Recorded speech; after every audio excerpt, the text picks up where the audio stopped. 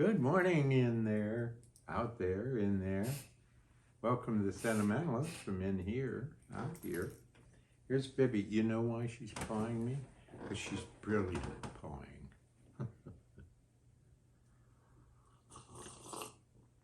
Oh, good slurp. That was good. Good girl. Down. Down. Down. Look at you. Good girl. Oh, oh. Come on, I gave you a lot of room. Come on, down. You're pushing against me and then you'll get back up. I want you to stay. Stay. Stay. Deep breath. Well, see how well she stays? It's really good. Yeah, she's brilliant. Julie had you doing a lot of different tricks this morning. Wow, you were something. Well, let's get it one thing over with. Our president is a murderer now, for sure. Children killed, and then it's because of the flood. Haha. They could have gotten out. He does his job. But he fires people so that other people can die. Medicare people, etc. Now I'm going to shut up because I know that's not why we're together, but I think it's kind of unethical not to just say it. He and his henchmen are murderers. I needed another deep breath after that. Last night was one. That group, you know, that's met for umpteen years, we're back together again after taking June off. And that's the most humbly intelligent group of people I've ever been with. Grateful for each other. I think it's pretty exceptional to have that many people. I slurp for them. That many people who care about each other that way. The poems were remarkable. We're reading Jane Hirschfield's wonderful book called 9 Gates. If you want to learn about poetry in a real way and what it really is, not what we in America often think it is, but what it really is, it's a good book to read because it's not instructional. It's insightful and you go, wow, oh, as opposed to how to or anything like that. It doesn't burden you with that. 9 Gates, Jane Hirschfield. Yeah, 9 Gates, Jane Hirschfield. Did I say the Red Dock? August 19th, 6:30 p.m. Come early, get something to eat, hang out with your friends, and yeah. Tony Amato and I will do our best. Of course, that could be like, I don't know, me trying to make a wooden table or something and having it end up as something that you can use in the winter to keep the fire going. Yeah. We have more turtles in the pond. A little guy, too. Little guy joined everybody this year. That's really sweet. And this one, of course, insists on feeding them. Oh, my goodness. She just has the best time in the dock, running back and forth and saying hello, and they all come up and they give their hello to her. Right? Isn't that what happens? It's really good, isn't it? Huh? You get so excited. Run. Ah, yeah. What are we going to do today? And it's cold. It's 64 degrees. Yeah. Oh, okay.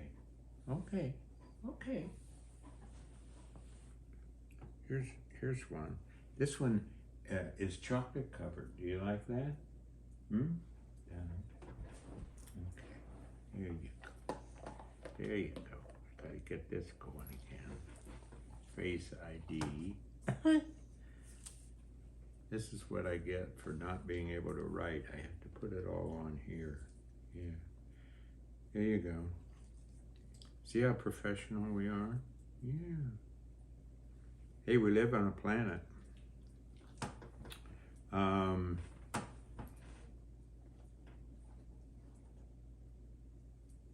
The bullfrogs have been, they've been singing away all day, if that's singing. I don't know.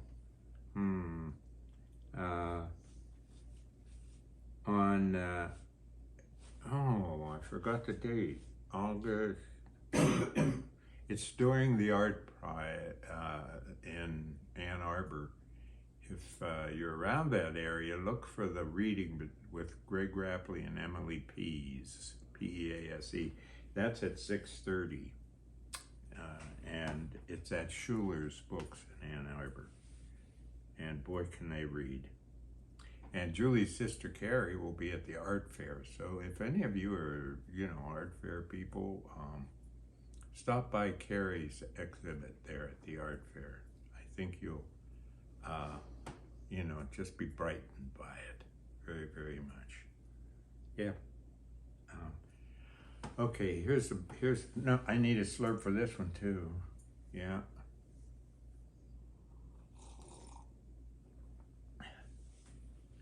Yeah.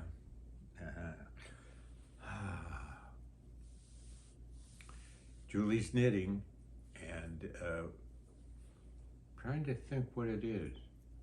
Right now it's a circle. What is it gonna be? What this is? Yeah. A surprise. It's a surprise. Have you ever worn a surprise? Yeah. I'm from Pittsburgh. Boy, are they baseball team in trouble.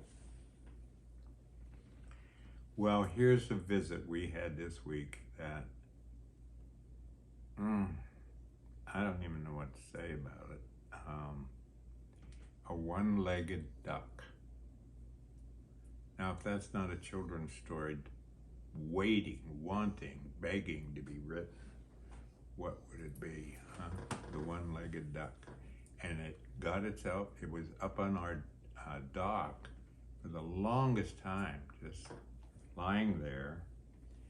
And then it went out swimming, and it swam across the pond. And we kept thinking it would be unable to guide itself with only one leg. So it was kind of inspiring, but it was a children's story. It was all by itself. You just killed me. Oh my God. I'm not going to let you eat it. I'm not going to let you eat it. No, I'm not. And so anyway, that was quite the visit. And then I had visits from two-leggeds. This is a wonderful story. Huh? What's that? We're going to talk about the herons. Oh, and there were three heron. Thank you, Julie. 3. They're usually by themselves, but there were 3. And it was astonishing to see. They made a triangle. They weren't right together, but they were all here. Yeah, and then the other two-leggeds were Jen Freyer, who's a pastor, former student of mine, is a pastor, wonderful pastor in Pittsburgh, an area called Greensburg. Everything's a burg. And Jen is the youngest, she's the pastor, and she's the youngest member of the congregation. I love that. And as she is spark plug, she's always been and had the toughest life, and she made it through it and came out on the other side so wonderfully. And if you need a pastor with a lot of tattoos, Jen's the one for you. She is so dear and so kind and so fun and so alive. And then a former student named Allison Lake, who has a book coming from the same place as, this latest book of this guy's. She and her husband Harold and daughter Willow, love that name, came, and Willow, we were warned ahead of time, Willow is terrified, not scared, terrified of dogs. Well, guess who changed that? Yep. Willow was all over Vivi all the rest of the day, just petting her and climbing on her and having the best time with her. Vivi did it. She was terrified of dogs. When she was first at the door, Vivi always barks loud. She's a guardian dog. And the little girls, Mommy, Mommy, Mommy. And she didn't want to leave Vivi at the end.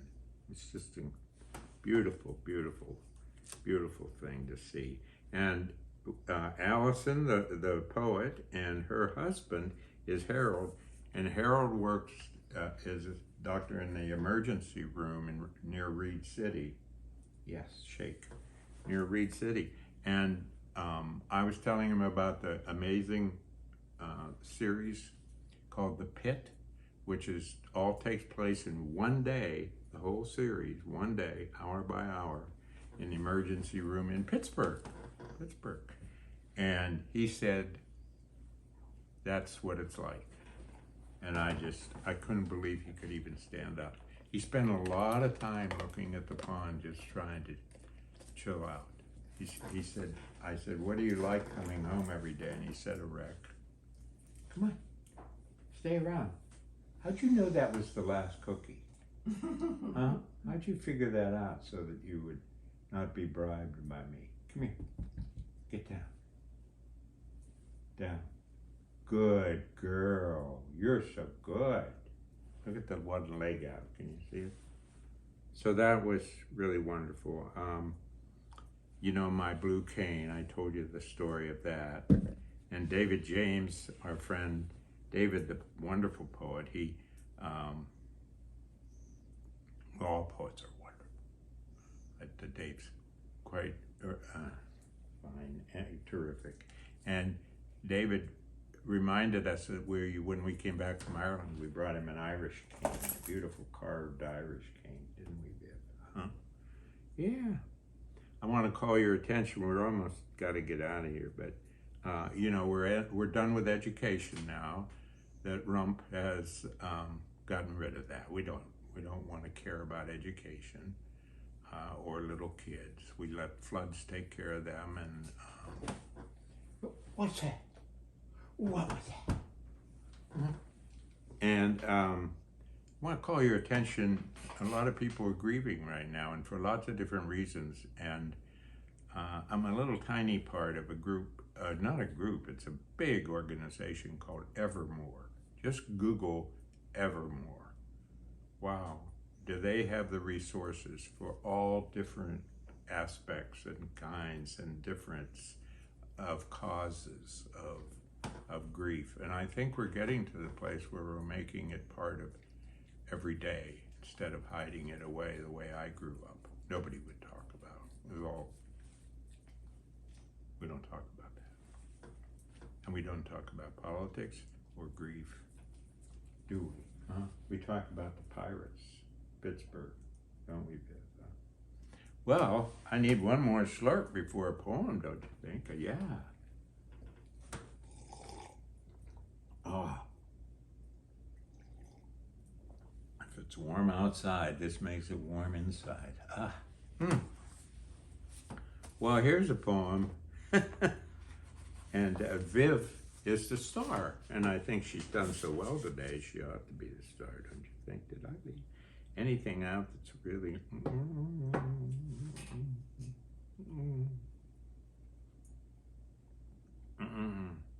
Oh, a wonderful new book by Niall Williamson, the Irish writer. It's called Time of the Child. Thank you, Barb. Barb Saunier taught me about that. Okay, the title of the poems I thought about putting together a jigsaw puzzle. Ever done that? Yeah. It's raining. A soft rain. Not hard enough to bend the coneflowers, pansies, and the spindly stems of a stilby. Vivian, our dog, sleeps on the hardwood floor. now and then letting out a snort and snore, always making me smile, like you are now. We're all out. I don't have anything left. Oh dear. Always making me smile. Across the room, my wife pedals her spinning wheel. Our mottled gray cat ambles into the room. Now you're gonna bark at me. Stops by Vivian, rubs against her, lets her sleep, walks on to hide and sleep herself behind the shirts hanging from the low bar in the closet. This is one understanding of time, a way to believe it exists. Here we spend our days sitting in the nothing that is never empty, that fills with whatever comes along. How long can we wait? She gave up. How long can we wait, can we ask? Here is where we live, where we wonder how Vivian lives in a world with no need of forgiveness. That's so good for what just happened. No need of forgiveness. She knows nothing else, tail wagging after being left alone with nothing to do. Her long day's sleep, a comfort. She makes her way from floor to bed to couch, carrying her stuffed and soggy sloth. My wife is spinning wool from a fleece she's cleaned, dried, dyed, combed and carded, evolving it into yarn. Later, she will sit across from me and knit, creating our quiet.